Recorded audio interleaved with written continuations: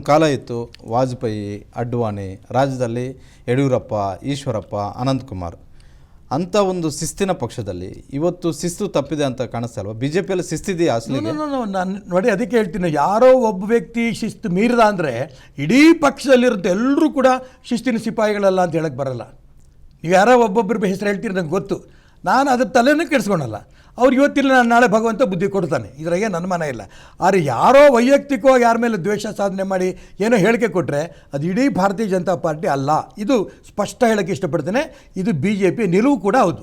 BJPಯ ವಿರುದ್ಧ ಆಗಿರ್ಬೋದು, BJPಯ ಸಿದ್ಧಾಂತಗಳ ವಿರುದ್ಧ ಮಾತನಾಡಿದ್ರೆ, BJP ಒಳಗಿದ್ದು ಮಾತನಾಡಿದ್ರೆ ಯಾವತ್ತೂ ಕೂಡ ಈ ರೀತಿಯಾಗಿ ಸಂಯಮದಿಂದ ಅವರನ್ನು ಸಹಿಸ್ಕೊಳ್ತಾ ಇದ್ದಂತಹ ಕೆಲಸಗಳು ಮಾಡ್ತಿರ್ಲಿಲ್ಲ. ಆದರೆ ಈಗ ಏನಾಗಾದರೆ ರಾಷ್ಟ್ರೀಯ ನಾಯಕರುಗಳು ತಪ್ಪಿದೆಯಾ ಇಲ್ಲ ರಾಜ್ಯ ನಾಯಕರುಗಳ ತಪ್ಪಿದೆಯಾ? ಯಾರು ತಪ್ಪು ಇಲ್ಲ. ಕೆಲವು ವ್ಯಕ್ತಿಗಳಿಗೆ ನೋವಾದಾಗ 4 ಗೋಡೆ ಮಧ್ಯೆ ಬಂದು ಕೂತ್ಕೊಂಡು ಮಾತಾಡಬೇಕು ಅನ್ನೋಂಥ ಸಂಯತೆ ಇಲ್ಲದಿರೋದೇ ಈ ಸಮಸ್ಯೆಗಳು. ಅವ್ರನ್ನೂ ಕರಿತೀವಿ, ಮಾತಾಡ್ತೀವಿ. ಪಾರ್ಟಿ ಬಿಟ್ಟು ಯಾವುದೇ ಕಾರಣಕ್ಕೂ ಅವ್ರನ್ನ ಹೊರಗೆ ಹಾಕೋಕ್ಕೂ ಹೋಗೋದಿಲ್ಲ. ಅವರಿಗೆ ಶಿಸ್ತಿನ ರೂಪದಲ್ಲಿ ತರ್ತೀವಿ, ನಮ್ಮ ಜೊತೆ ಇಟ್ಕೊಂಡೆ ಪಾರ್ಟಿನ ಅಧಿಕಾರಕ್ಕೆ ತರ್ತೀವಿ. ಯಾರು ಟೀಕೆ ಮಾಡ್ತಿರೋ ಆ ವ್ಯಕ್ತಿಗಳೂ ಕೂಡ ನರೇಂದ್ರ ಮೋದಿ ಪ್ರಧಾನಮಂತ್ರಿ ಆಗಬೇಕು ಅಂತ ಆಸೆ ಇದ್ದೇ ಇದೆ ತಾನೆ. ಹಾಗಾಗಿ ಅವ್ರನ್ನೂ ಜೊತೆ ಇಟ್ಕೊತೀವಿ. 28 ಕ್ಷೇತ್ರ ಗೆಲ್ಲೋದಕ್ಕೆ ಪ್ರಯತ್ನ ಮಾಡ್ತೀವಿ. ನೀವು 28 ಕ್ಷೇತ್ರ ಅಂತಿದ್ದೀರಾ. ಕಾಂಗ್ರೆಸ್ ಅವರು ಸಿದ್ದರಾಮಯ್ಯ ಹೇಳ್ತಾರೆ, DK ಶಿವಕುಮಾರ್ ಅವರು ಹೇಳ್ತಾರೆ, ಅವರ ಒಳಜಗಳವೇ ಈ ಬಾರಿ ನಮ್ಮನ್ನು 20 ದಾಟಿಸುತ್ತೆ ಅಂತ. ಕಳೆದ ಬಾರಿ ಲೋಕಸಭಾ ಚುನಾವಣೆ ಸಂದರ್ಭದಲ್ಲಿ BJP 2 ಸೀಟ್ ತೊಗೊಳ್ಳಲ್ಲ ಅಂತ ಇದೇ ರೀತಿ ಮುಖ್ಯಮಂತ್ರಿ ಆಗಿದ್ದಂಥ ಸಿದ್ದರಾಮಯ್ಯ ಅವತ್ತು ಮುಖ್ಯಮಂತ್ರಿ ಆಗಿದ್ದರು.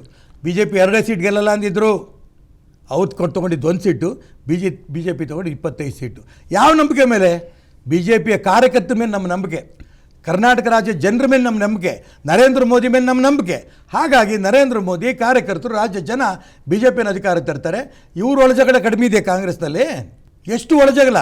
ನಮ್ಮಲ್ಲಿ ಯಾರೋ ಅಲ್ಲೊಬ್ಬರು ಇಲ್ಲೊಬ್ಬರು ಮಾತಾಡ್ತಿರೋದನ್ನು ನಾವು ಭಾಳ ಒಳಜಗಳ ಅಂತ ಕರಿತೀವಿ. ಖಂಡಿತ ಒಳಜಗಳ BJPಲಿ ಇಲ್ಲ. ಅಲ್ಲ, ಅಲ್ಲೊಬ್ಬರು ಇಲ್ಲೊಬ್ಬರೇನು ಪ್ರತಿದಿನ ಬಿಜಾಪುರದಲ್ಲಿ ಯತ್ನಾಳು, ದಾವಣಗೆರೆಯಲ್ಲಿ ರೇಣುಕಾಚಾರ್ಯ, ಏನು ಇವ್ರಿಗೇನು ಶಿಸ್ತೇ ಇಲ್ವಾ? ನೋಡು, ಅದಕ್ಕೆ ನಾನು ಹೇಳ್ತಿರೋದು, BJPಯ ವಿರುದ್ಧವಾಗಿ ಒಬ್ಬರು ಇರ್ಬೋದು, ಇಲ್ಲ ಅಂತ ನಾನು ಹೇಳಲ್ಲ. ಅವ್ರಿಗೂ ಏನು ಸೂಚನೆಗಳು ಕೊಟ್ಟು ವಿಶ್ವಾಸದಲ್ಲಿ ಮಾತಾಡ್ಕೊಂಡು ಅವ್ರನ್ನೂ ಸರಿ ಮಾಡ್ತೀವಿ. ರೇಣುಕಾಚಾರ್ಯ BJP ವಿರುದ್ಧ ಏನು ಹೇಳಿಕೆ ಕೊಟ್ಟಿಲ್ಲ, ಇತ್ತೀಚೆಗೆ ಅವ್ರು ಸರಿ ಮಾಡ್ಕೊಂಡಿದ್ದೀವಿ. ಅನುಕ್ಷಣದ ಸುದ್ದಿಗಳಿಗಾಗಿ ವಿಸ್ತಾರ ನ್ಯೂಸ್ ಯೂಟ್ಯೂಬ್ ಚಾನೆಲ್ ಸಬ್ಸ್ಕ್ರೈಬ್ ಮಾಡಿ. ಹೊಸ ಸುದ್ದಿಗಳ ನೋಟಿಫಿಕೇಶನ್ಗಾಗಿ ಬೆಲ್ ಐಕಾನ್ ಕ್ಲಿಕ್ ಮಾಡಿ. ಲೇಟೆಸ್ಟ್ ಅಪ್ಡೇಟ್ಸ್ಗಾಗಿ www.vistaranews.com ವೆಬ್ಸೈಟ್ಗೆ ವಿಸಿಟ್ ಮಾಡಿ. ಅಂಗೈಯಲ್ಲೇ ಜಗತ್ತಿನ ಸುದ್ದಿ ತಿಳಿಯಲು ವಿಸ್ತಾರ ನ್ಯೂಸ್ ಕನ್ನಡ ಆಪ್ ಡೌನ್ಲೋಡ್ ಮಾಡಿ.